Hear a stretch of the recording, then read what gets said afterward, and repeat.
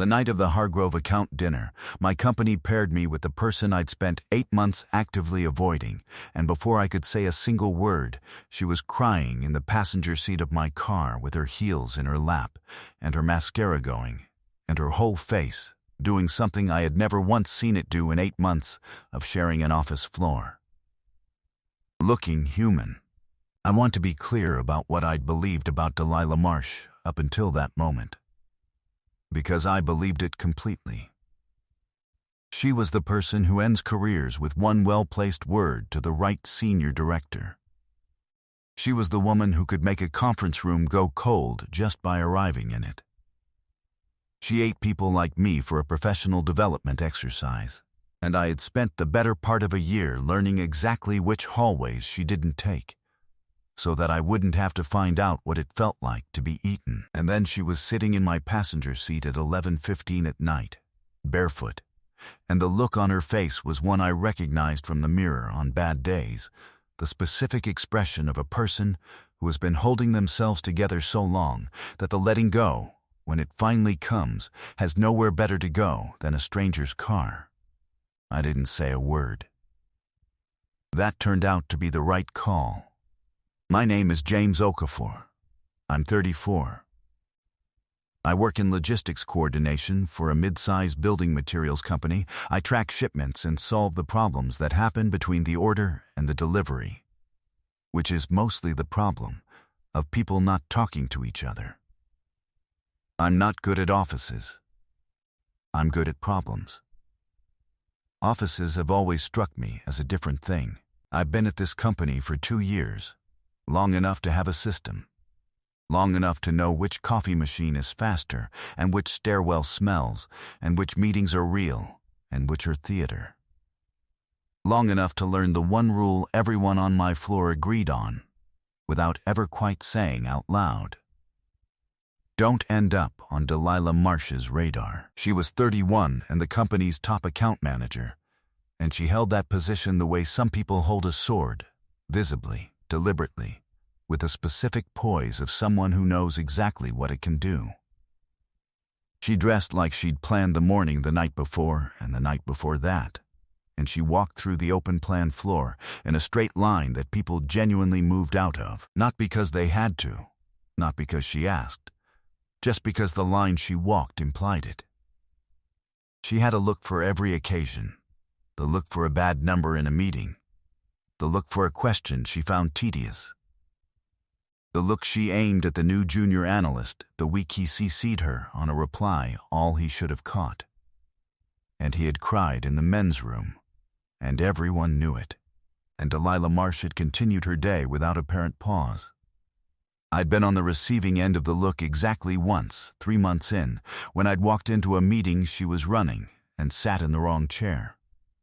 It lasted 4 seconds. I've misplaced a lot of 4-second intervals from my life without a second thought.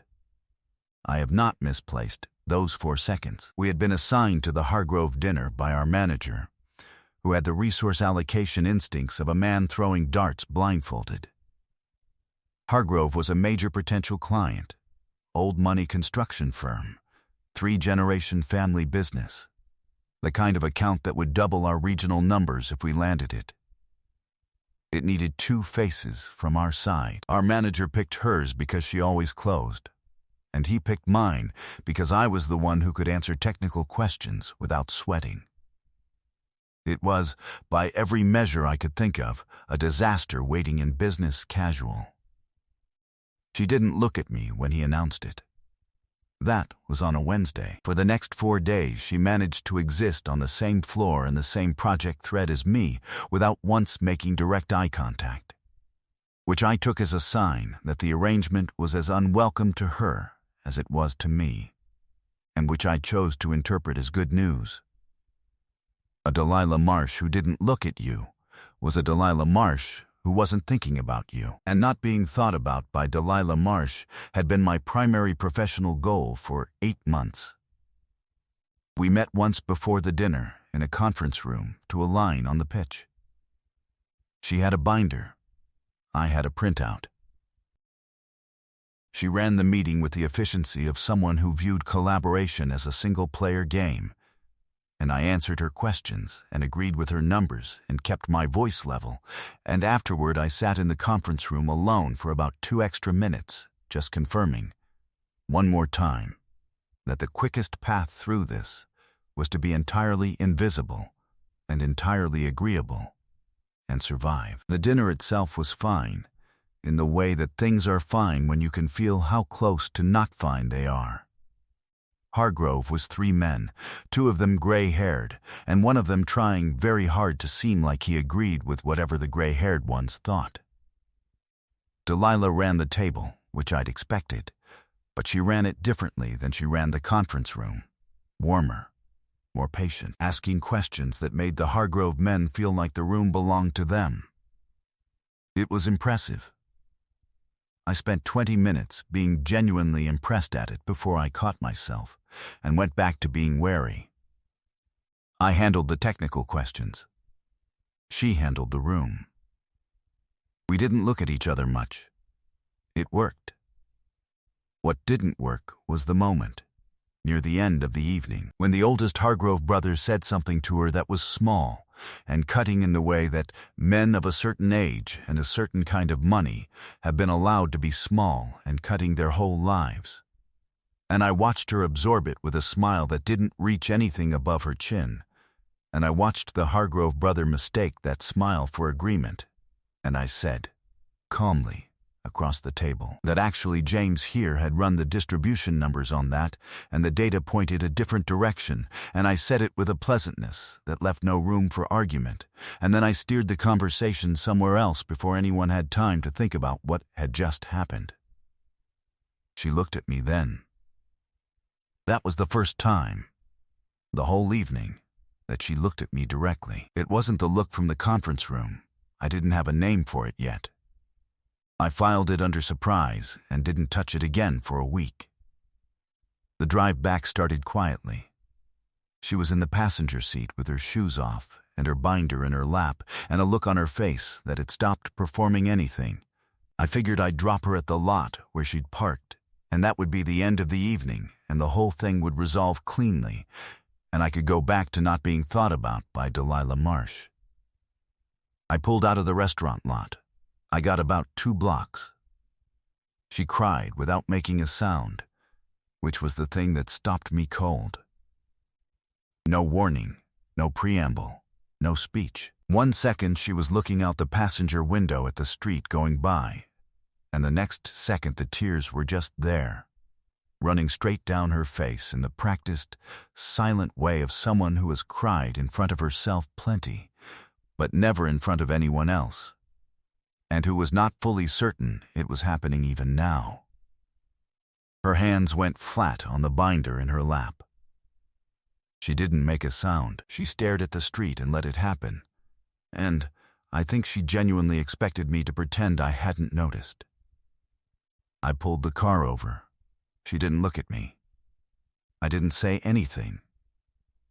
I had no idea in that moment what a person was supposed to say to a situation like this one, so I made the decision that saying nothing was better than saying the wrong thing, and I just stopped the car and left the engine on for the heat and sat there.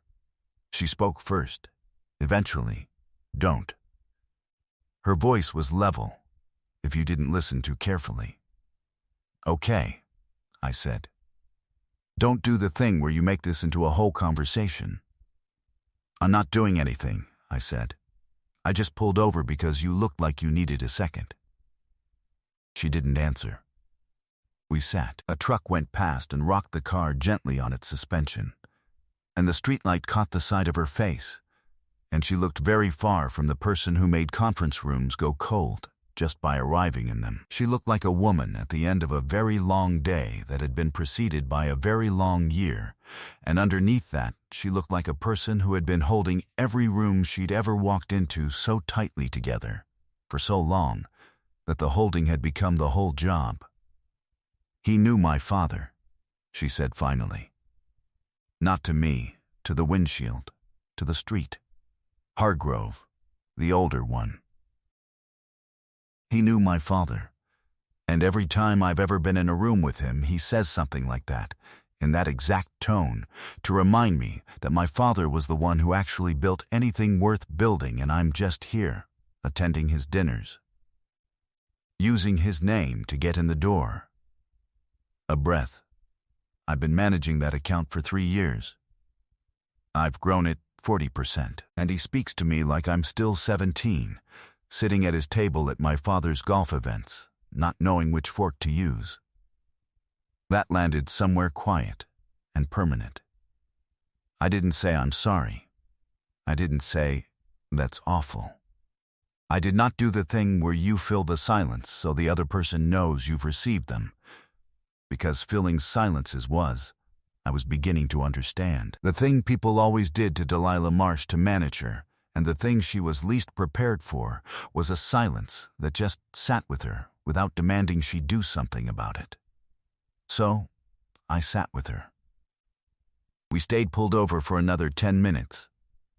The heat ran. The street was empty. At some point her hands relaxed on the binder, and her shoulders came down half an inch. Just half. The bare minimum concession of a body that had been at attention for too long. You didn't have to do that, she said. Quieter now. At the table.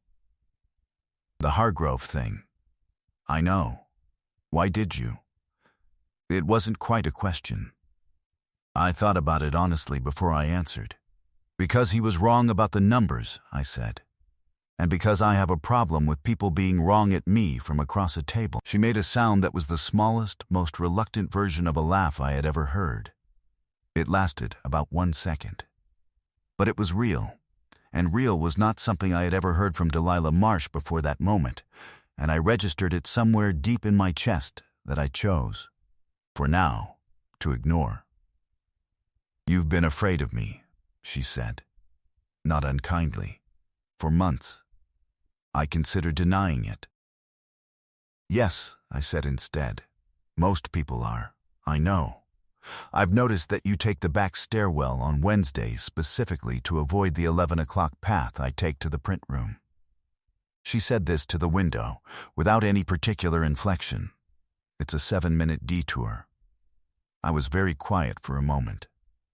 You noticed that. I notice most things. A pause. I wasn't going to eat you alive. I knew you were good at your job, and I don't have patience for people who aren't good at their jobs, and I think that probably looks like something from the outside that it isn't from the inside. That sentence did something quiet to the room. I thought about the junior analyst, the reply all, the men's room. I thought about 4 seconds in a conference chair that I'd been carrying around for months, like a stone in my pocket. And I thought about a woman who had spent 3 years growing an account 40%, while the man who'd watched her grow up talked to her like she was still 17, and who had absorbed it with a smile that didn't reach her eyes, alone, because there was no version of Delilah Marsh that was allowed to be absorbed by anything in public. The look, I said, the one you gave me in the conference room that first week. I'd sat in the wrong chair. She turned, for the first time since the car stopped, to actually look at me. That chair is where I put my bag. You didn't have your bag. I always have my bag. A beat. I left it in the kitchen. It was a bad week. I gave you the look because you were sitting in the one spot in that room where I had any chance of not being observed from 3 directions at once, and I needed it. I stared at her. I spent 3 months taking the long stairwell because you needed somewhere to put your bag. She looked back at the windshield. We've both been very stupid, she said, in the exact tone of someone delivering a quarterly summary. I started laughing first, then her. Real laughter, both of us, in a parked car on an empty street, at the colossal and specific idiocy of 2 people who'd wasted 8 months carefully performing the wrong impression of themselves at each other. It was the best sound I'd heard in a long time. I was not prepared for how much I liked being the person she laughed like that with. It started slowly after that, the way things do when they've been built wrong and have to be rebuilt from scratch. We started talking at the coffee machine on Thursdays, which became Tuesdays also, which became a standing thing that nobody named because naming it would have made it something we had to be careful about.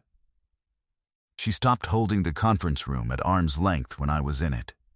I stopped mapping my routes around her schedule and started, quietly, mapping them toward it. She had a dry, precise sense of humor that she kept on a very short leash in professional settings, and occasionally, increasingly, let off that leash in my direction, like a door she opened 1 inch at a time and then stood back to see if I'd use it wisely. I used it wisely. I'm a fast learner when the material is something I actually care about. The thing that changed it, the moment where it stopped being two colleagues having coffee and became something neither of us had the right word for, was a Thursday afternoon in November when I heard her on a call in the smaller conference room. I wasn't listening on purpose. I was walking past. But I heard the Hargrove name, and I heard the oldest brother's voice coming through the phone, and I heard her do the thing she always did. Smooth it, absorb it, keep going. She came out of the room after the call with her face arranged perfectly, and her binder under her arm. And she saw me in the hall, and for a half second before the arrangement locked back in, she looked tired in a way that wasn't about the call. It was about years of calls. I asked her if she wanted coffee. She said she wanted something stronger. We walked to the place around the corner that opened at 4, and we sat there until 6:30. And she told me about her father, who he was, what he'd built, what he'd expected, what it had cost her to try to prove she hadn't just inherited a last name. And I told her about my own father, who'd expected a doctor and gotten a logistics coordinator, and hadn't pretended to hide his position on that.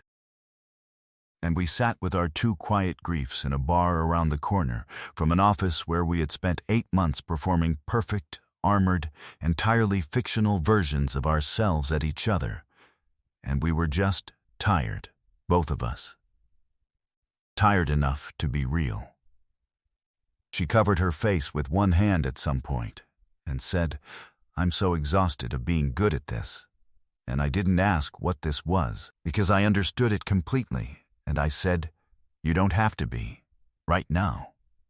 And she looked at me over her hand the way she'd looked at me across the Hargrove dinner table, the look I'd filed under surprise and never stopped thinking about. "Why are you like this?" she said, softly, like it surprised her that a person could be this. "Genuinely mediocre at office politics," I said. "No survival instinct. It's a condition." That got a real smile from her, the kind that arrived before she could decide whether to let it. She looked away a second too late to hide it, and when she looked back she didn't try to put the professional face back on, and that was the exact moment the room changed. No, I changed in it. I didn't say anything that night. She needed time, and I knew it. And I'd rather have waited 6 more months than rushed her back behind the armor she'd finally set down. But I drove her to her car, and before she got out she said, "I meant what I said." I notice most things. She didn't explain what she meant. She just looked at me for a moment in the parking lot light, with the old directness, except now there was something underneath the directness that hadn't been there before. Something warm and unguarded and slightly terrified of itself. Then she smiled, small and real, and went. I sat in the parked car for a while. I told myself all the sensible things. Office, same floor, long list of reasons. I told them to the windshield. They all held up fine on their own, and none of them added up to anything. Because the answer to why you're like this is that you spend 34 years learning to be exactly this way, and then one night some woman cries without a sound in your passenger seat, and you understand what it was all for. I told her 3 weeks later. Not in the office, We'd both earned something better than the office. We were at the same place around the corner. Because that place was ours now in the way places become yours without anyone agreeing to it. And I told her I'd spent 8 months reading her wrong. And I told her the reading I'd done since was better. And I told her that I would very much like to keep reading if she'd let me. I delivered that last line without particularly intending to, and for a second she just looked at me, and then she said, "You know I edit for a living. That's a terrifying offer." I said, "I know. I'm making it anyway." She said, "Okay." And then, after a second, "You could have just said you liked me." I said I did like her.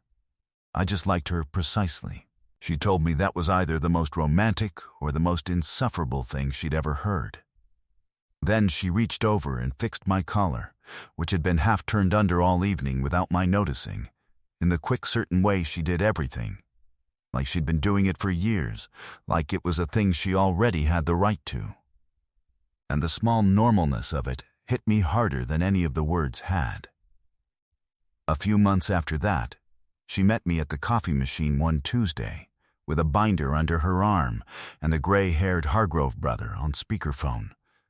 And she pressed the phone to her chest and said, in a perfectly level voice, "He's being an idiot again. Would you like to be wrong at the numbers, man?" I said yes before she'd finished the sentence. We closed the account. Nobody got eaten alive. The junior analyst sent us a card. Years later, when people ask how we got together, she tells it as the story of a man who pulled over a car for a woman who hadn't asked him to. I tell it as the story of a woman who cried without making a sound and then had the nerve to tell me, 3 months later, that she'd always noticed me. From inside an office she'd kept at 11 degrees below comfortable, wearing shoes that could split a boardroom in half. We're both right. The truth is I spent 8 months being afraid of exactly the wrong thing about her, and she spent 8 months being exactly the wrong thing at everyone, including me, because the right thing was the one she didn't know how to afford. It wasn't new. It had probably always been her. What would you have done if the most intimidating person in your office broke down before you could say a word, and you had to decide in that moment whether to pretend you hadn't seen it? And have you ever spent months being afraid of someone, and then found out that they'd been just as afraid of being seen? Tell me your story in the comments. If you like this one, leave a like, subscribe, and I'll see you in the next video.